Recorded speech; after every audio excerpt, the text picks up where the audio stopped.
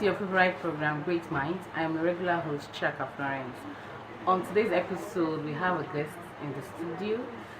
We'll take this commercial break. When I come back, I'll introduce you to our guest.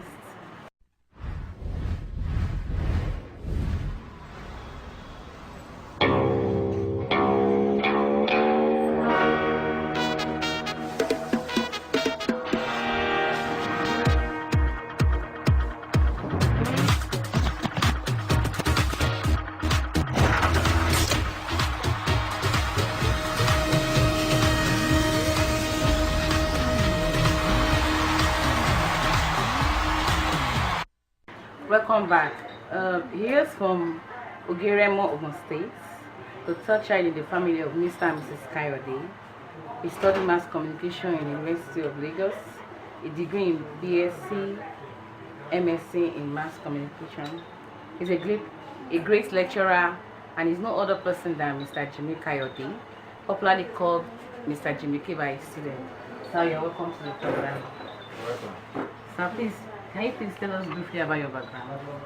Well, background, I think one sentence that would describe my background is that I'm a Surulere boy. Even though I was born on the Lagos side, on the island, my parents moved to Surulere when I was like age 8, and I've lived all my life in Surulere. So it's same, more or less, like I've been in Surulere for like 50 years. Wow. Wow. How many years have you spent lecturing and how do you feel as a lecturer? Lecturing, I started lecturing in 1988. Wow. That's quite great. And I have not done anything else since then. So I've been teaching since 1988. Wow. So how do you manage relationship with students, work and family? Well, I know that I don't have any problems with students. I don't have any problem with my job because I love what I'm doing. So I mean, most times I'm just happy doing what I'm doing. My best times have been in the classroom. When I'm in the classroom, I enjoy all the things that I do. So I've not really had problems with students. Generally, for some time, I can't remember having problems with students. If you talk about how do I balance it, well, that's difficult. I think those who are on the short end of my work will be my family. I rarely spend time with my family. Most times I'm at work. Most times. I come here every day. Saturday, Sunday, every time. And when you have the public holiday, what do you spend? I spend it here. You don't, even your family, they don't get involved with you spending it. Well, maybe when I had a younger family, yes. But now they are all big boys. So I don't have, and I tell people that I'm not romantic. I think my wife is already used to the fact that this man, when he's at home, is reading, and when he's not at home, it's better he's not even at home himself. Because when he's at home, he's reading one book or the other. So how do you come about the name Jimi K? Jimi K. That's the name that was given to me by students. I never called myself Jimi K, no. But the story is that it didn't start in LASU. Yeah. That name came from the Nigerian Institute of Journalism, where I had my first set of teaching years. Somewhere along the line, I remember that I can't remember which year now, but I remember those group of students who started calling me Jimi K, Jimi K, Jimi K. And I think it got to LASU when some of them, whom I had taught in NIJ, came here to do their degree. And they just transferred it and they started calling me Jimi K, which I had been used to when I was in NIJ. And LASU students took it over. So, to what extent do you think education is important? Well, education is important. I think that's life. Let me. When I look at education broadly now, I'm not saying the moment you stop educating yourself, you are dead. So it's a process that continues over life. I keep learning, I keep reading, I mean, these are just 3 books I've just bought. I keep reading, I keep learning. The moment you stop learning, you are dead. So there's a concept, I think we call it lifelong education. Anybody who is not involved in lifelong education is a dead man. Is a walking dead. So do you think lecturers are well paid in this country? Lecturers are not well paid. Exactly. I can answer that right away. Lecturers are not well paid. Wait, so, and how do you get fulfilled with your job? Fulfillment comes from self-actualization. It's not really from money. I don't know of any lecturer who say that he gets fulfilled because he gets paid well. But I know that most lecturers will talk about psychological things, like they get fulfillment from the students or self-actualization or something. For me, the fulfillment comes when long after I've taught a student, when I see that student making it in journalism. I've been teaching journalism a long time, and what makes me happy is when there was a time. Let me give you a small story. There was a time when Professor Sophie Oluwole wanted to go to visit some media houses, and so she said I would go with her with some of my colleagues. We got to this day, and we were going to see maybe one of the top shops there, maybe a general manager or something. But we had to pass around the newsroom. Professor Oluwole was going in the front. By the time we got to the newsroom, almost like 5-6 students, former students, 5-6 people came from the newsroom and they started greeting me.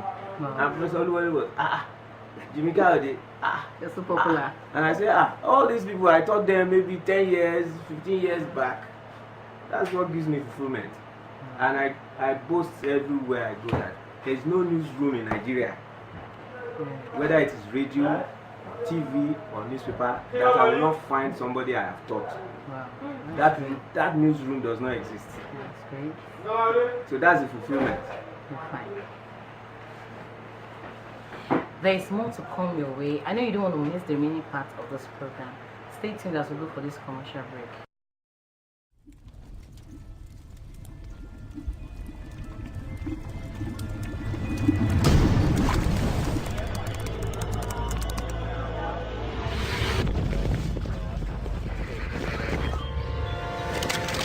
Little pig, let us in! It's a police!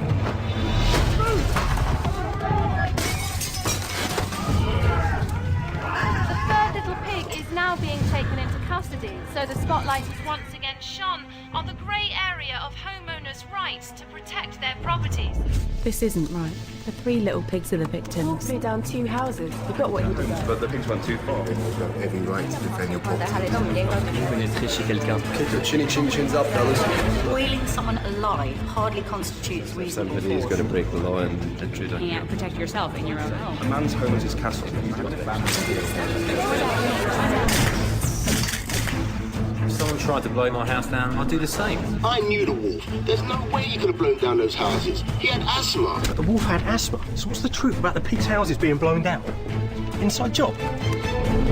There's no reason why those 2 houses, one made from straw, the other from wood, should have collapsed. Not even a healthy wolf's huff and puff could bring them down.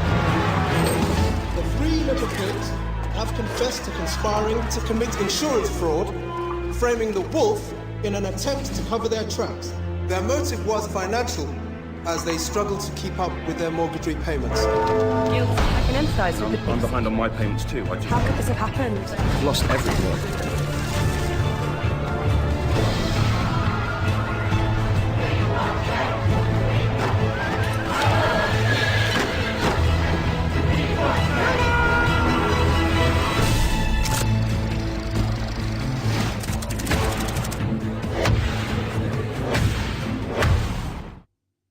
Welcome back.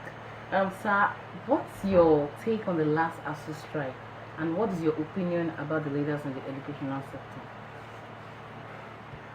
The last ASU strike was and it's still a necessity. There's still going to be more strikes. Let me put it that way. And the reason I'm saying that is because the tertiary education system in Nigeria has been neglected for a long time. I saw a document by the National University Commission. I was shocked. In that document, they showed some universities. I can't remember which universities now, but they showed universities where you use kerosene stove in their laboratories. I saw that, and I was asking myself, is this how bad things have gotten? Kerosene stove, the one you use in cooking, in laboratories. Things are bad. Things are bad in the educational system in Nigeria. There's a way I try to explain it, and I try to relate to it in terms of when I was an undergraduate in my class. I've said this in some classrooms to students, your generation. I said, look, in my class, as an undergraduate in the University of Lagos, I had a Bangladeshi as a classmate. We sit together. Bangladeshi, I had an Egyptian in the same class. I had a Zimbabwean, I had a Sierra Leonean, Kenyan. Do you understand what I'm saying? Yeah. Why was that like that? That was because at that time the university system in Nigeria was so good that people from outside come to the university campus was an international campus. The typical Nigerian university campus in the 80s was an international campus. What you have now today is that we now go to Cotonou. We send our kids to Cotonou to do university there. It shows the state of Nigeria. That's why I said there will still be many more strikes until government actually decides to do something about the university education. It is in a deplorable state. The recent closure of the main campus of Lagos State University, do you think the management took the right decision on refusing to reopen the portal for students to register? I think again I will support those who have said that management wasn't really sensitive enough. I do not support that the portal should not have been opened. I think it should have been opened, even if it's just for 48 hours. Management just wasn't sensitive enough. In fact, there's also, I extend that. What I say, my own opinion about, not just last week, the university system again in Nigeria is that we have a system that is not student friendly. The typical Nigerian university is not student friendly. Everything is stacked against the student. For instance, I ask, why is it that we have a deadline for registration? Why is it that the students, things have gone they are so flexible all over the world. Why are we still lagging behind when it comes to the way we treat students? The typical Nigerian university is not student friendly. So what's your philosophy about life? Life. You have a philosophy. I don't. Okay. I remember I got, I think it's a title of a book that I wrote down many years ago. I hope I can still, and that seems to guide me. And it's something like that. I don't have anything to lose. I don't have anything to hide. And there's the third one. That's the way I live my life. Nothing to lose, nothing to prove, nothing to hide. Wow, that's good. That's my life. Nothing to lose, nothing to prove, nothing to hide. What advice do you have for the youth out there? Youth, work hard. Work. I think we've lost the value of work. We don't work anymore. We want things that will come to us very easily. Everybody wants to be the central bank governor same day that he starts as a banker. That's your generation. You start today as a banker and you want to be the governor that same day. Nobody wants to work and say, well, I've spent 3 years, 20 years, or you look at the long time and say, well, in 15 years time I'll become the typical young man or woman now says, I want to be a millionaire in the next 12 months. In my days, you say, I want to be a millionaire in the next 12 years. So work hard. and know that life is a long time. It's a marathon. It's not a like I think I read it somewhere. It's not an 100-meter dash. It's not. It's a marathon. It's a journey. Take it as it comes gradually and get there. Sir, it's great having you on this program, and thank you, sir, for granting us audience. I hope one will knock on your door. You give it some service next time. Yes, especially when you bring a bottle of Coke. You knock with one hand and you bring a bottle of Coke with another. Thank you very much, sir. That's all we have for you today on this program. Join me same time, same day. Remember, great minds are great achievers. Bye.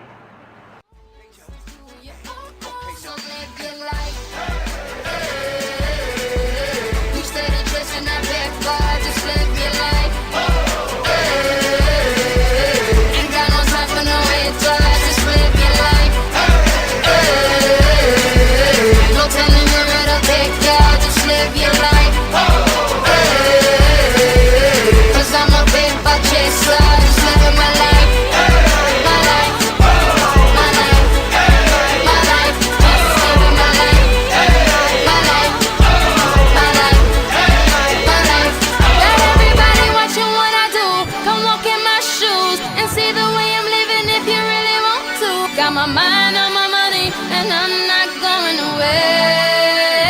So keep on getting your paper and keep on climbing. Look in the mirror and keep on shining. Till the game ends, till the clock stops, we gon' post up on the top spot.